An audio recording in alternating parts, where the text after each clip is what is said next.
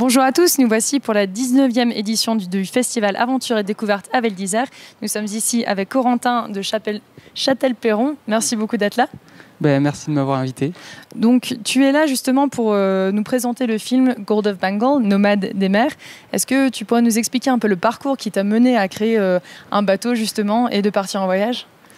En fait, j'ai monté une association qui s'appelle Gold of Bengal et dont le but c'était à la base de développer un matériau au Bangladesh qui est un matériau à base de fibre de jute, qui est une plante qui pousse là-bas.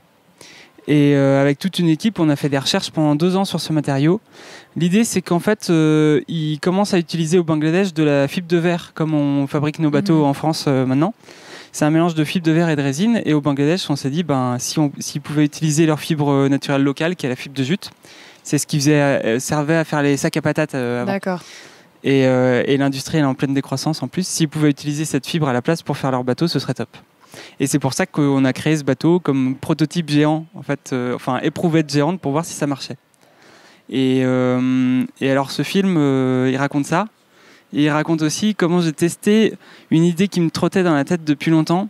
C'est voir si on peut vivre en autonomie sur un petit bateau comme ça. Un peu comme tu as vu le film Waterworld. Un peu comme Kevin Costner sans les ouïes. Et justement, le bateau, il est de quelle taille ?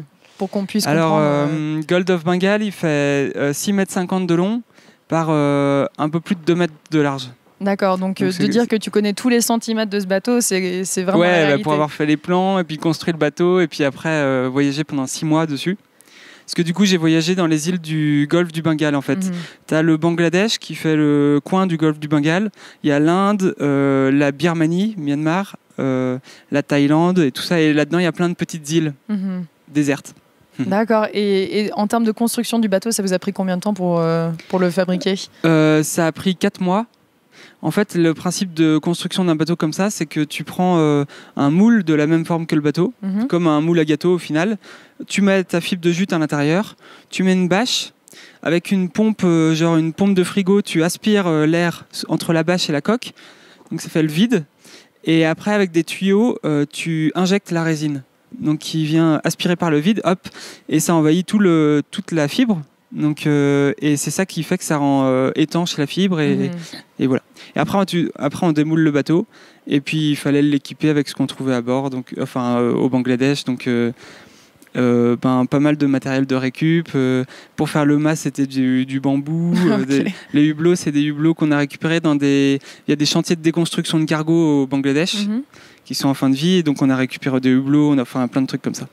Et qu'est-ce qui t'a donné envie de partir tout seul comme ça ? Je sais que c'était pour tester un peu l'autonomie aussi, tester un peu la fibre de jute. Mais est-ce qu'à la base, tu étais très mer, très voilier, tout ça ? Ou c'était un peu le gros test tout en même temps ? C'était pas la première fois que je partais pour une expédition parce que en 2010, en fait, je travaillais au Bangladesh dans un chantier naval et c'est là que j'ai eu l'idée de commencer à remplacer la fibre de verre par de la fibre de jute. Et à l'époque, j'ai fait un premier bateau qui est à peu près de la même taille, qui s'appelle Taratari. Mais comme c'était le début des recherches, j'avais pu faire qu'un bateau à 40% de jute et 60% de fibre de verre. Et avec ce bateau, j'avais fait le voyage Bangladesh-France à la voile. Donc ça avait aussi duré 6 mois. Oui. Et là, pour le coup, ça m'avait vraiment appris à naviguer parce qu'avant ça, je ne savais pas trop naviguer. Et c'est ça qui m'a permis de lever des fonds, trouver de l'argent, des partenaires scientifiques et puis toute une bande de jeunes qui sont devenus des amis qui m'ont rejoint au Bangladesh après. Et en termes d'autonomie, justement, tu as créé quel type de programme pour pouvoir être autonome sur un petit bateau comme ça ? Alors c'était un vrai challenge de devenir autonome sur un si petit truc. Mon idée à la base, c'était d'avoir une serre à l'avant pour faire pousser des patates. Parce qu'en fait, j'avais lu quelque part que dans 1 mètre cube de terre, donc c'est pas gros 1 mètre cube, c'est 4 fois la table, et tu peux faire pousser en 3 mois 100 kg de patates. 100 kg de patates dans un aussi peu... Ouais, théoriquement. Ok. Donc la serre à l'avant qui prenait tout le tiers avant du bateau. À l'arrière, j'avais un poulailler pour avoir des œufs avec 2 poules, poule rousse et poule blanche. Et j'avais du matériel de pêche. J'avais un rocket stove. C'est un réchaud à économie de bois en fait, donc qui devait me permettre de m'arrêter dans les îles désertes, prendre un peu de bois et puis cuisiner avec ça.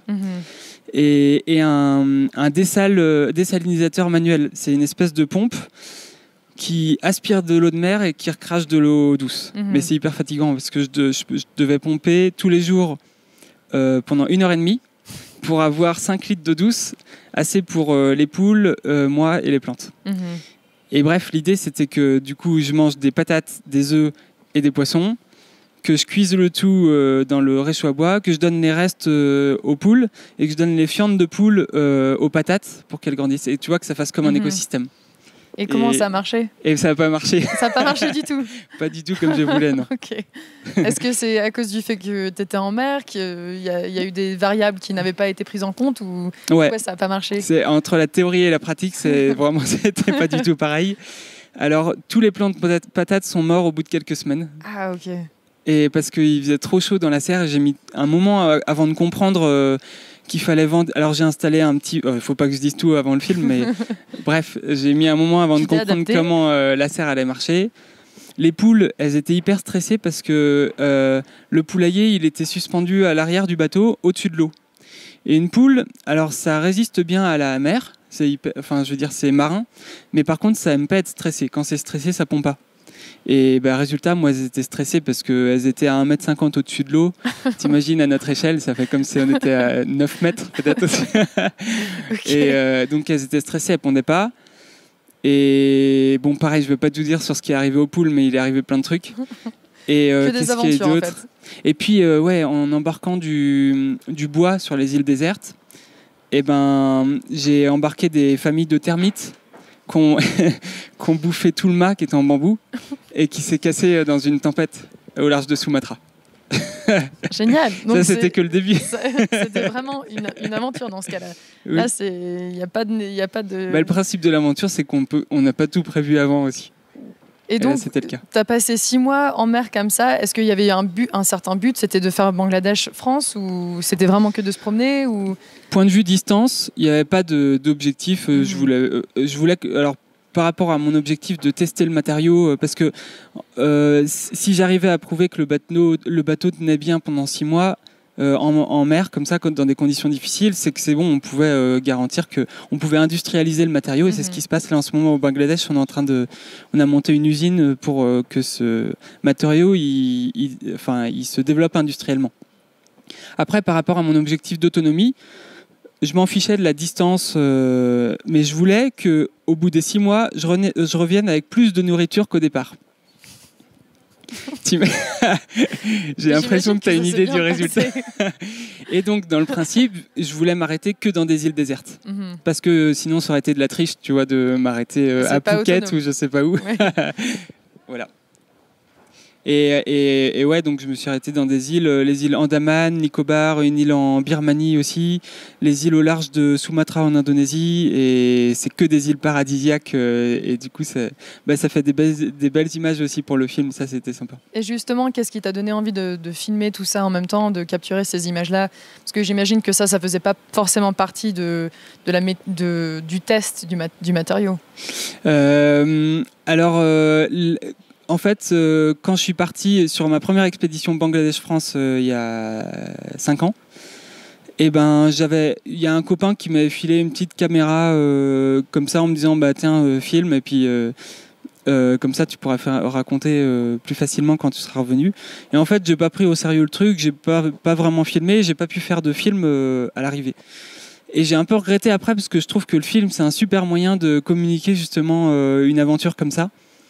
Et du coup, avant de partir pour cette expédition-là, il y a un ami réalisateur qui m'a donné des GoPro, donc les petites caméras. Et c'est bien parce que ça correspondait bien à mon aventure, parce que tu peux la mettre dans la poche, tu peux aller sous l'eau avec, etc. Et du coup, j'ai pu filmer. Et ça me sert maintenant pour expliquer ce qu'on va faire ensuite. Mais ça, je ne peux pas trop t'en dire, du coup, il faut qu'on regarde le film. D'accord, parfait. Et en tout cas, est-ce que tu crois que tu continueras à faire des films, ou est-ce que c'est pas forcément la meilleure façon d'exprimer tes projets, ou c'est ce qui te correspond le mieux ? Si, je trouve ça génial, le film, c'est un super support. Et c'est aussi, ça fait plus. J'ai écrit un bouquin du coup sur la première traversée. Un bouquin, c'est à moins d'avoir un talent, tu vois, d'écrivain vraiment pour laisser passer des messages, ben c'est plus facile par un film de faire rêver. On touche un public beaucoup plus large parce que là, il y a autant des enfants très jeunes que des grands-parents qui peuvent voir le film. Et puis, en fait, ça se diffuse beaucoup plus facilement à beaucoup plus de monde. Et donc, oui, je continuerai. Ouais. Parfait. En tout cas, on a vraiment hâte de voir le film, surtout après des petites explications et des petits détails qui nous rendent encore plus curieux. Et c'est sûr qu'on l'anticipe. Merci en tout cas de m'accueillir. Merci d'être venu. Parfait.